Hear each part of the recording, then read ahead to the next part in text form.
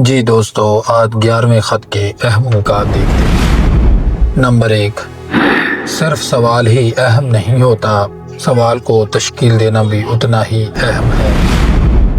Number 2، نقاد کو جو چیزیں ابتدا میں سیکھنی چاہیے ان میں ادب و دنیا سے متعلق سوال اٹھانے کے طریقے بھی ہیں۔ سوال اٹھانے کے طریقے کسی کتاب میں شاید ہی ملیں، یہ تمہیں دنیا و ادب سے متعلق تصور، غور اور خیال کرنے سے ملیں گے۔ نمبر 3، نقاد محض اپنی ذہنی دنیا کو کل کائنات سمجھ لے تو وہ جلد یا بدیر خود کو اس صحرا میں پائے گا جہاں قدم قدم پر سراب، بگولے اور افریت ہوتے ہیں۔ دنیا کا سب سے بڑا افریت خود نگر، خود پسند ذہن کی پیداوار ہے۔ نمبر 4، فن پارے کی تھا کی تلاش۔ تھا کو فن پارے کے لفظوں سے بننے والی تصویروں میں، ان تصویروں کے رنگوں، خالی جگہوں اور لہجے و آہنگ میں تلاش کرنا چاہیے جن کے ذریعے سے ایک انسانی آواز ہم سے کلام کرتی محسوس ہوتی ہے۔ نمبر 5، فن پارے کی تھا یعنی اصل، انتہا یا بھید صرف اور صرف فن پارے کے مطالعے کے دوران ہی میں کھل سکتا ہے، اور اگر نہیں کھل سکتا تو اس کا علم بھی مطالعے ہی کے دوران میں ہوتا ہے، اس کے سوا کوئی طریقہ ہے نہ وسیلہ۔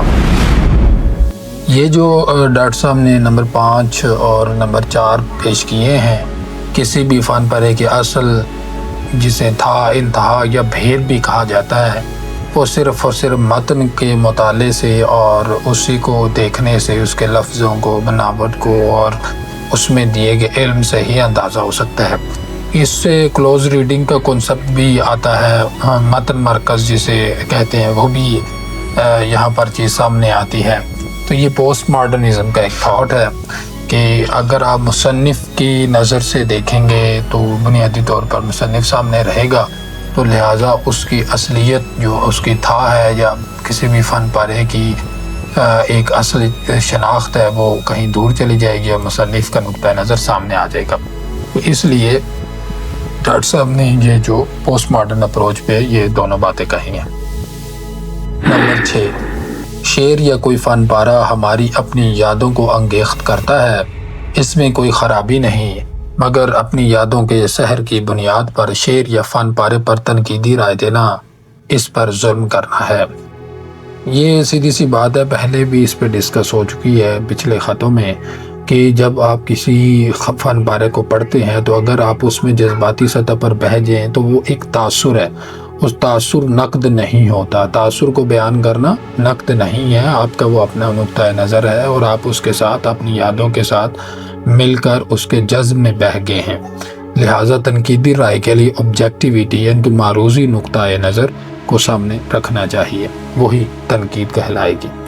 نمبر 7، فن پارہ وہی ہے جو ہمارے اندر خود اپنی مخصوص لسانی تشکیل سے نئی کیفیت، نیا احساس، نیا معنی، نئی حیرت جگائے اور ایک نئی دنیا میں ہمیں لے جائے، یہی اس کی عطا ہے۔ نمبر 8، فن پارہ کتنا ہی خود پہ منحصر کیوں نہ ہو، وہ باہر سے بیگانہ نہیں رہ سکتا۔ باہر کی دنیا کا مٹی گارا نہ صرف فن پارے کی تعمیر میں صرف ہوتا ہے بلکہ اس کی تفہیم کے لیے ناگزیر بھی ہوتا ہے۔ یہاں انہوں نے ڈاکٹر صاحب نے جو بات کی ہے کہ فن پارہ جو کمپلیٹ ہوتا ہے وہ دونوں سطح پر ہوتا ہے، وہ اپنے آپ میں بھی کچھ نہ کچھ ہوتا ہے اور اپنی اصلیت اور شناخت کی وضاحت کرتا ہے، اور وہ پھر اپنے ہنر سے دنیا کے سامنے اپنی شناخت قائم کرتا ہے، اور اسی طرح اس کی جو باہری دنیا سے، متن سے باہر اس کے متن کا ایک تعلق ہے، اس کو سمجھنا بھی بہت ضروری ہے، وگرنہ وہ جو اشارے، کنائے اور مجاز ہے اور استعارے ہیں وہ کہیں دور چھپ جائیں گے۔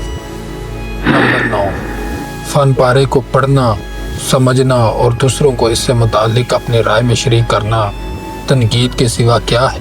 اسی خط میں یعنی کہ 11ویں خط میں ڈاکٹر صاحب نے ایک سوال بھی اٹھایا ہے اور یہ سارا خط اسی سوال کے گرد گھومتا ہے۔ سوال یہ ہے، ایک فن پارے کی تھا، اصل، سچائی کے تلاش کا سارا عمل کہاں واقع ہوتا ہے؟